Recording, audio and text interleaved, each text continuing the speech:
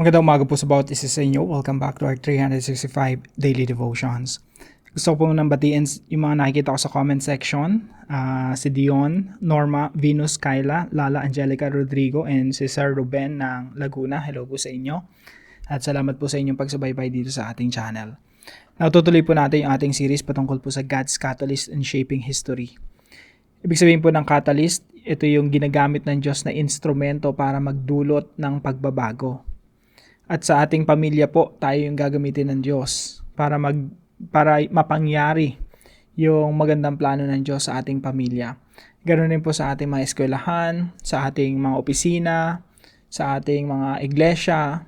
Kung nasan man tayo, tayong gagamitin ng Diyos na catalyst.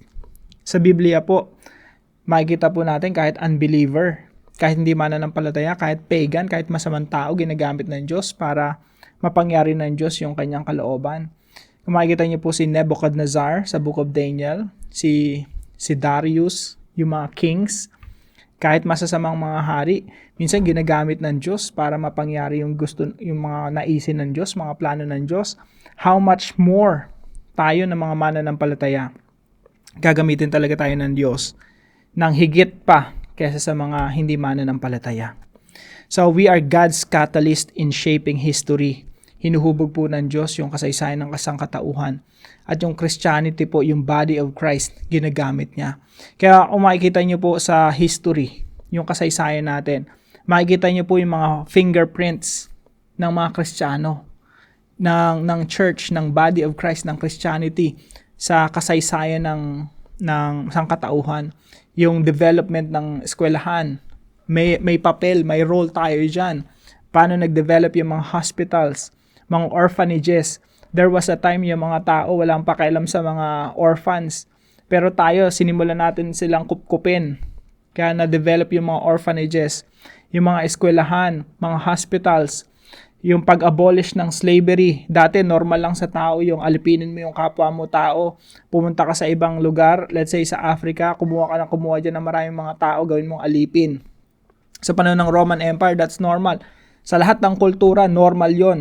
Pero nung nag-develop yung Christian culture, tayo yung naipaglaban para ma-abolish yung slavery, human trafficking. So, ginagamit ng Diyos yung Christianity, yung church, para mahubog yung history, para magdulot ng pagbabago dito sa mundo. At hindi lang po sa history, sa mundo, ikaw rin ang gagamitin ng Diyos sa iyong pamilya, sa iyong mundong ginagalawan. Na yung pag-aaralan po natin ay matatagpuan po sa Book of Esther, chapter 3, verse 1 to 6. Bigyan ko lang po kayo ng konting background. Ito po ay sa panahon ng paghahari ni King Xerxes. Si King Xerxes po, napakalawak ng kaharian nito, ng empire ni King Xerxes. Mula India po yan. Halos Asia na, malapit na sa atin. Central Asia. Mula India hanggang parte ng Africa. Sipin niyo po kung gaano kalawak yon. Hanggang Ethiopia. So, I think 127 provinces yung sakop niya. Tapos, meron siyang iniangat sa pwesto. Ang pangalan niya Haman. So, after these events, King Xerxes honored Haman, son of Hammedatha, the Agagite, elevating him and giving him seat of honor, higher than that of all the other nobles. All the royal officials at the king's gate knelt down and paid honor to Haman, for the king had commanded this concerning him. So sabi ni King Xerxes, okay, lahat kayo luluhod dito ha. Lahat kayo, i-honor nyo to, si Haman. Now, sabi po rito, but Mordecai would not kneel down or pay him honor. By the way, ito si Haman, kalaban doon ng mga Hudyo, Amalekites to, kalaban ng mga Israelites. So, itong si Mordecai, nung nakita niya nasa posisyon si Haman, sabi rito, hindi siya lumuluhod kay Haman. Kaya po yung una nating katuruan ngayon, kailangan natin ng present day Mordecai. Ano ba yung present day Mordecai? A present day Mordecai is a Christian who lives out his true identity. Yun po yung una nating katuruan. Kung si Mordecai nang bubuhay sa panahon natin ngayon, isa siyang Kristiyano na ipinapamuhay yung pagiging Kristiyano. Tingnan po natin dito sa Tagalog, sa Esther chapter 3. Sabi po rito, lahat ng mga tao lumuluhod kay Haman. ngunit si Mordecai ay hindi yumuyukod at lumuluhod. Tanong, sabi ng mga tao sa kanya, bakit ayaw mong sundin ang utos ng hari? Araw-araw ay sinasabi nila ito sa kanya, ngunit ayaw pa rin niyang sumunod. Kaya isinumbong nila si Mordecai kay Haman para malaman kung pagbibigyan siya ni Haman, sapagkat sinasabi ni Mordecai na siya'y isang Hudyo. Sa panahon po natin ngayon, hindi tayo lumuluhod kahit kanino man. Yung loyalty natin sa Diyos. Bakit? Dahil tayo isang Kristiyano. Hindi tayo sisipsip kung ikaw teacher ka, hindi ka sisipsip sa principal mo. Hindi ka yuyukod sa principal mo kasi ang boss mo, si God. Kapag yung principal mo hindi akma yung ginagawa niya at may pinapagawa sa'yo ng mga bagay na hindi akma sa prinsipyo mo bilang Kristiyano, ang masusunod pa rin si Lord. Kaya yung puntos natin na to, point 1 and 2, magkasunod eh. A present day Mordecai is a Christian who is loyal to God alone. Kung si Mordecai na nabubuhay sa panahon natin ngayon, isa siyang Kristiyano na loyal sa Diyos. Kaya kung ikaw ay pulis, ikaw ay isang sundalo na inutusan ng mga korap mong mga superior, gumawa ng isang masamang bagay na hindi ayon sa kalooban ng Panginoon, dahil loyal ka sa Diyos, willing kang sumuway. A present day Mordecai is a Christian who is loyal to God alone. Bakit? Kristiyano ako. Loyal ako sa Diyos lamang. Kaya kung ikaw ay abogado, ikaw ay nasa opisina, ikaw ay doktor, ikaw ay janitor, ikaw ay kung nasan man ka man, estudyante, nasa bahay ka lang, yung loyalty natin nasa Diyos, hindi dun sa mga head natin, mga boss natin, mga superior natin. So, hindi tayo yumuyukod, lumuluhod, sumisip-sip. Ang loyalty natin nasa Diyos lang. Ang lagi nating tanong, hindi kung masaya ba si boss sa atin. Ang lagi nating tanong, masaya ba si Kristo sa atin? So kung gusto natin ng pagbabago dito sa mundo, hindi tayo yung nababago ng mundo. Sabi ng Biblia, tayo salt and light. Ibig sabihin, tayo ang bumabago ng mundo. So a present day Mordecai is a Christian who lives out his true identity and a Christian who is loyal to God alone. Pinapamuhay mo yung pagiging Kristiyano at loyal ka sa Diyos. Pangatlo po, a present day Mordecai is a Christian who fights the battle in God's court. Ano po ibig sabihin noon, nakikipaglaban ka sa Korte Suprema ng Diyos? Alam niyo po, ito si Haman. Nang mapatunayan ni Haman na hindi nga yumuyukod at lumuluhod si Mordecai, sumiklab ang galit nito. Yung boss ni Mordecai, sumiklab yung galit sa kanya. Nang malaman niyang Hudyo si Mordecai, umiisip siya ng paraan upang malipol ang lahat ng tao, lahat ng Hudyo sa buong kaharian ni Haring Xerxes. So, ang gusto niya, hindi lang patayin si Mordecai, ang gusto niya patayin yung lahat ng mga Hudyo na nabubuhay o lahat ng mga Hudyo na nakatira doon or sakop ng kaharian ni King Xerxes. Now, ano po yung unang ginawa ni Mordecai? Pag binasa niyo po yung kasunod na chapter, nang malaman ni Mordecai ang lahat ng nangyari, pinirmahan ng hari yung kagustuhan ni Haman, pinunit niya ang kanyang kasuotan. Nagsuot siya ng damit panluksa, naglagay ng abo sa ulo at naglibot sa buong lungsod at malakas na tumatangis. Bakit niya pinunit ang damit? Bakit siya nagdamit ng sako? Bakit siya naglagay ng abo sa ulo? Kasi magfa-fasting siya. Bakit siya umiikot sa Citadel of Susa? Kasi i-announce siya sa kapwa niya Hudyo, mag-fasting tayo, manalangin tayo, dali natin ang laban na to sa Korte Suprema ng Diyos. So si Esther, tsaka yung mga kasambahay niya, si Mordecai at lahat ng mga Hudyo sa Citadel of Susa at lahat ng mga Hudyo sa nasasakupan ni King Xerxes sa lahat ng mga probinsya, lahat sila nag-fasting, dinala nila ang laban na ito sa Korte Suprema ng Diyos. At alam niyo po anong ginawa ng Diyos? Kinampihan ng Diyos si Mordecai. At pag kinampihan ka ng Diyos, walang makakatalo sa iyo. Kahit lahat kalaban mo. Si Haman po, nagpagawa siya ng galaw. Doon niya bibitayin. Hindi ko sure kung bitay ba yun o tutuhugin.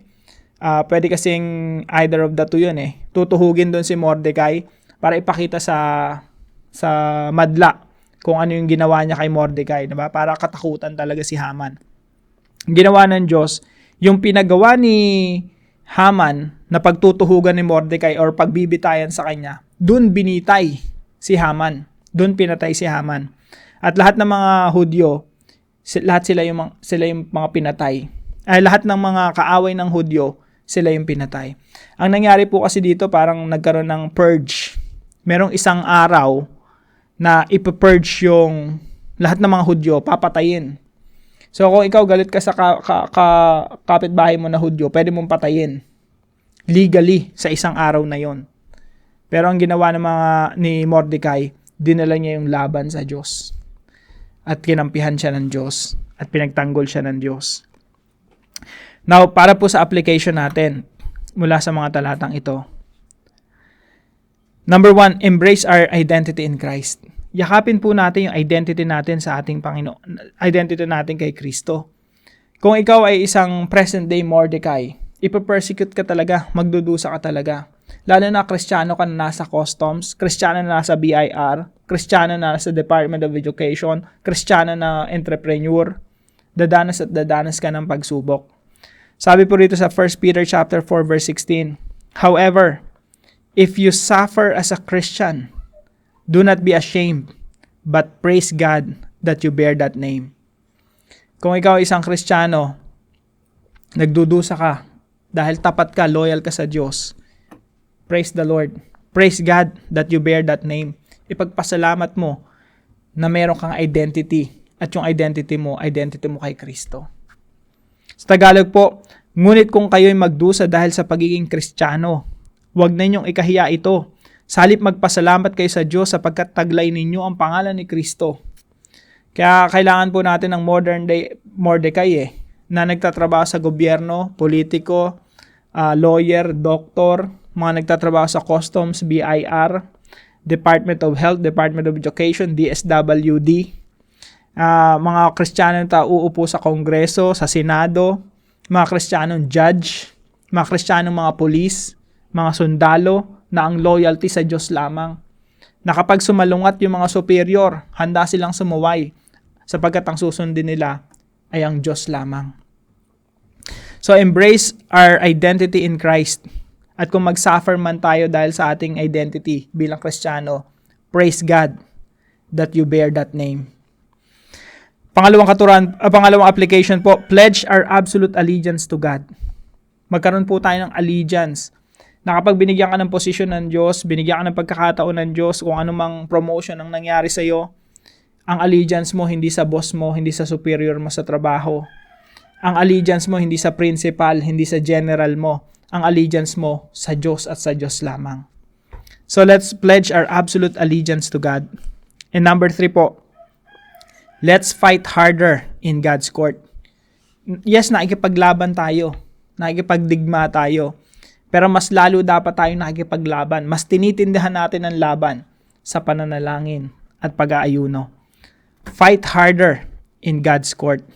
Dinadala natin ang laban sa panalangin. Humihingi agad tayo ng tulong sa Diyos. At kung inaapi ka ngayon dahil ikaw ay Kristiyano, maybe sa trabaho mo, fight harder in God's court. Dalhin mo sa panalangin yan. At hayaan mong kampihan ka ng Diyos at ang Diyos ang lumaban sa iyo sapagkat ipagtatanggol ka ng Diyos. Now, para po sa ating discussion, by God's grace, how can we develop loyalty and remain faithful to God in times of crisis? Paano natin madedevelop yung loyalty? Mananatiling tapat sa Diyos sa panahon ng crisis. At tinitiyak ko po mga kapatid na lahat tayo magkakaroon ng mga crisis. Lahat tayo na dadaan sa difficult times, mga pagkakataon na matetest yung integrity natin, matetest yung loyalty natin sa Diyos. Lalo na kung meron kang organization or nasa church ka or estudyante ka. Kahit nga estudyante ka, matetest yung integrity mo eh. Sa family mo, matetest yung pananampalataya natin. Tanong po, how can we develop loyalty and remain faithful to God in times of crisis? Para po sa ating panalangin, Lord, I know crisis will come to test my integrity, during which I must live out my true identity. I pray that you will grant me the discipline to always fight my battles in your court through prayer and fasting. By your love, mercy, and grace, I will come out victorious. Please keep my faith and integrity intact. Let me be loyal to you in times of testing. I pledge my absolute allegiance to you. So help me God. In Christ's name I pray. Amen and amen. Salamat po sa inyong pagsubaybay dito sa ating channel. I hope malaki po ang tulong nito sa ating paglagong spiritual. At kung kayo po ay may natutunan dito sa devotion natin na ito, ipalam nyo lang po sa comment section right below this video. Isa pong malaking encouragement pag nakikita ko yung inyong mga comments. At wag po natin kalimutan na ibahagi itong devotion natin na to sa ating mga mahal sa buhay at mga kaibigan. Magkita-kita po tayo bukas alas 5 ng umaga dito sa ating daily devotion. God bless you po.